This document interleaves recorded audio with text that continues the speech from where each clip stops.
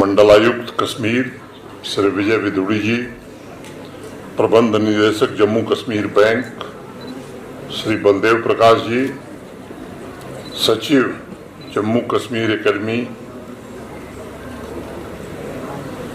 जो arts, culture और कला, संस्कृति और भाषा संस्थान की सचिव श्रीमती हरविंदर कौर जी, प्रख्यात कवि कुमार मनोज जी,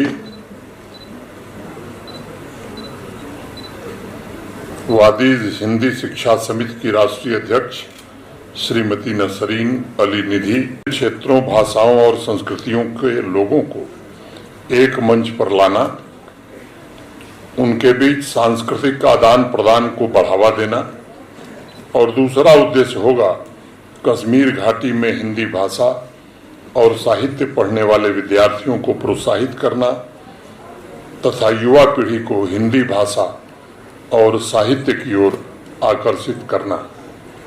उस दृष्टिकोण से मैं मानता हूं कि यह आयोजन एकता और साझा सांस्कृतिक जड़ों के महत्व पर जोर देते हुए विभिन्न समुदायों में जुड़ाव और एकजुटता की भावना को प्रेरित कर रहा है।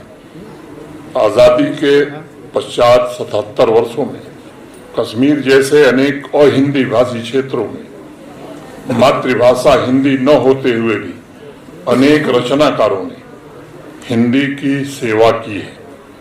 उन्होंने नीति निर्माताओं के उन प्रयासों को सफल बनाने की कोशिश की है जिन्होंने मातृभाषा को सुदृढ़ बनाने के साथ साथ हिंदी को राष्ट्रभाषा और विभिन्न भाषाओं के बीच समन्वय के सूत्र में स्थापित किया। मैं व्यक्तिगत रूप से इसे एक भारत श्रेष्ठ भारत का साकार स्वरूप मानता हूं और यही विविधता में एकता का भी प्रतिनिधित्व करता है या प्रतिबिंब है। गुरुदेव रविन्द्रनाथ टैगोर को समर्पित इस सभागार में मैं उन्हीं की चंद पंक्तियां आपको सुनाना चाहूंगा। गुरुदेव कहा करते थे कि भारत एक महासागर की तरह है जिसमें विभिन्न संस्कृतियां, भाषाएं, परंपराएं और विचारों की धाराएं आकर मिल जाती हो। जोड़ने की सबसे प्रमुख ताकत देखी। हमारी संस्कृति में कहा गया है, उत्तरम यत् समुद्रस्य हिमाद्रश्चैव दक्षिणम वर्षतद भारतम नाम भारती यत्र संतति। भारत वो जो हिमालय से हिंद महासागर तक की सभी विविधताओं और विशिष्टताओं को समेटे हुए है, उसी की संतान हर भारतीय है। मैं समझता हूं हिमालय से हिंद महासागर की जितनी भी भाषाएं हैं उसको जोड़ने की ताकत हिंदी में है। कश्मीर के संदर्भ में भी ये बात प्रासंगिक है। अगर पुरातन काल से भाषाओं पर आप दृष्टि ले जाएंगे तो कश्मीर में प्राचीन काल से संस्कृत प्रभावशाली रही थी। राजतरंगिणी और नीलमत पुराण जैसे महान ग्रंथों की रचना संस्कृत में हुई थी। इसके सैकड़ों वर्ष बाद घाटी में उर्दू और पर्शियन भाषाओं का चलन बढ़ा और जम्मू संभाग में डोगरी भाषा में अनेक महत्वपूर्ण ग्रंथों की रचना हुई। सन 1966 में राजकुमारी राजदान का लेख छपा जिसमें कश्मीर की व्याख्या करते हुए उन्होंने लिखा था, सुरपुर और कश्मीर दोउन में को अति सुंदर, को शोभा को भौन, रूप को कौन समुंदर। कला, कौशल और संस्कृति की दृष्टि से कश्मीर का स्थान दुनिया में अन्यतम रहा है। कश्मीर का ऐसा वर्ण लगभग सभी भाषाओं में मिलेगा। राष्ट्र की विविधता के साथ समन्वय के लिए अक्टूबर 1965 में कश्मीर हिंदी परिषद का गठन हुआ था और श्री गुलाम मोहम्मद मुख्तार को परिषद का संरक्षक बनाया गया था। कविताओं की प्रधान प्रेरणा रहस्य मूलक और ईश्वर अनुभूति है।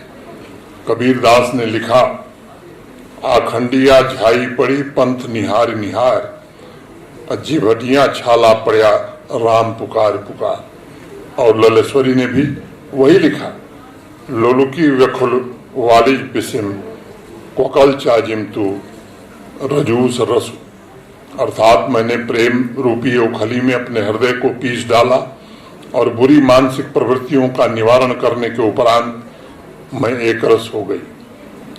ऐसा एकत्व भाव और ऐसी समानता अद्भुत है। शमशेर बहादुर सिंह जी ने लिखा, वो अपनों की बातें, वो अपनों की खुशबू, हमारी ही हिंदी, हमारी ही उर्दू, एक कोयल बुलबुल के मीठे तराने, हमारे सिवा इनका रस कौन जाने।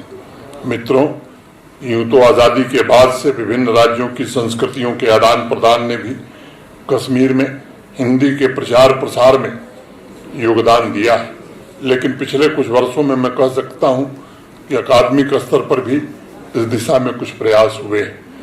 हिंदी को 5 ऑफिशियल भाषाओं में शामिल किया गया है।